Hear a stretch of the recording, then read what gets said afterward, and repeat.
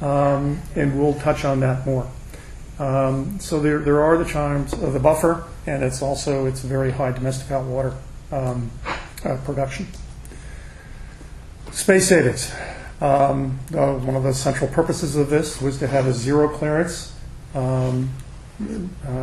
PVC vented device that can go easily within a 4x4 foot area, and we'll discuss that in more details here. But comparing it to a typical layout with a boiler, an indirect water heater, and a buffer tank. Now, I know we don't do a lot of buffer tanks out here, but they do a lot of them in the Midwest and New England because of the problem with short cycling with low mass boilers. And any of you who are familiar and been out in the field, you know that you go out to these jobs, and if you actually look at the inside of the technical data or the memory of the heater, you'll see that they have extraordinary cycling going on. In part because many of these systems, combined hydronics, are sized for domestic hot water, which is much larger than the space heating requirements, and thus they short cycle a great deal. So you'll see buffer tanks used to deal with this. If you look at John Sigenthaler's drawings, very often you'll see them now, and he subscribes to them heavily. So what this does add up to is a bunch of installation savings. You're going to have less piping, less electrical, valves. We don't have a primary, secondary loop in this unit because it's a high mass unit. We can pipe and pump directly out to your hydronic system.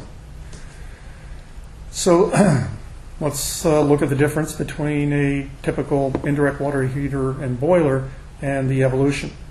This is, you can see the clearances here on either side for being able to do your plumbing on this side. Every evolution comes standard with a mixing valve with it.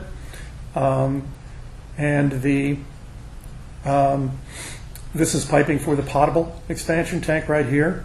Coming off the left side of the closed loop module, you'll notice there's the ability to put in a pressure reducing valve and a backflow device. It can be tied right into the cold water in this manner. And you'll see that you can fit these very closely the way this has been put together. Notice their neutralizer down there. Be aware that we are switching over to a clear, serviceable, smaller neutralizer that will actually allow all of you to be able, and customers to be able to see what the status is of their neutralizing. And stay tuned for that. That's called the Axiom neutralizer. Up here, we have supply to the system and return from the system, meaning the closed loop system. You pipe out of here. You have our 4900 air eliminator. And I say 4900 because those can have piping that are right up next to them. Unlike most of the other air eliminators out there, they don't have the limitations of having space, have a lot of piping space around them. Here we put in a variable speed delta T circulator. So what's going to happen is it's going to just pipe out according to the delta T you put in there and balance the system automatically with no pressure differential. So at this point, out to the system, people just have to pipe, go to their manifolds with their actuators if they have them, and the system will fully self-balance out there. These happen to be purging valves. Over here is a recirc pump. Notice that we have taps still on the right-hand side of the evolution, which is open loop taps into the storage tank. Can be used for air handlers, can be used for any other auxiliary type of application. Somebody apparently just asked about the neutralizer. All of these condensing devices, this is a 96% efficient unit, generate condensate as a function of the condensing process and the change of state from a gas to a liquid. That is slightly acidic. That acidic water has to be disposed, and going through a neutralizer is basically something as fancy as some lime crystals in there and able to neutralize the pH. Keep in mind you do not want to put acidic fluids or potentially acidic fluids into any ferrous or copper type of drain system, only plastic. Of course, pointing out here that This is the venting. It's PVC vented. Discharge is below, intake is here. This has the same kind of criteria that you have on all of our standard products, and I believe it's still 85 feet combined equivalent for this. Notice we've easily combined the drainage off the pressure relief valve, which is on the unit, and now we're returning back to the recirculation. This is an ideal location in which to bring back your recirculation line. So use that, what is in fact the return for an auxiliary heating capacity for your recirc line, and I think you'll be very pleased with the results. Noting expansion tanks can be put on the top. And so basically, with 9 inches clearance on the right, 12 inches on the left, we can put this whole system in a 4x4 condition comfortably. Of course, as we all know, we could also put it in a tighter, uncomfortable space, but certainly from the specification standpoint, this makes a great deal more sense to provide 4x4. The reality is, if you look at the total costs associated with this, when you put in an Evolution and you have no primary, secondary loop, minimal near boiler piping,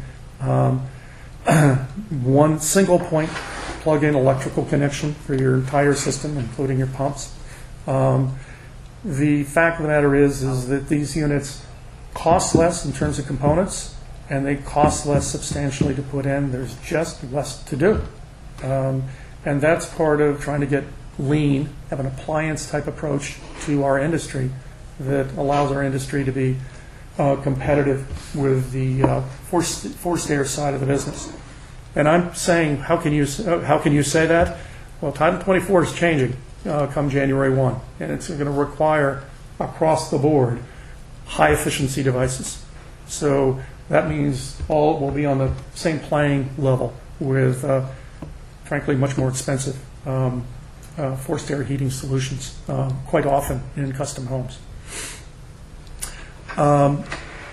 Again, a little bigger picture of this. We have this as well as 2 kits that we have for the Evolution. One that is typically a 1,500 to 3,500 square foot house would be the components here, including the variable speed circulator to meet the kind of load profiles you see in that condition.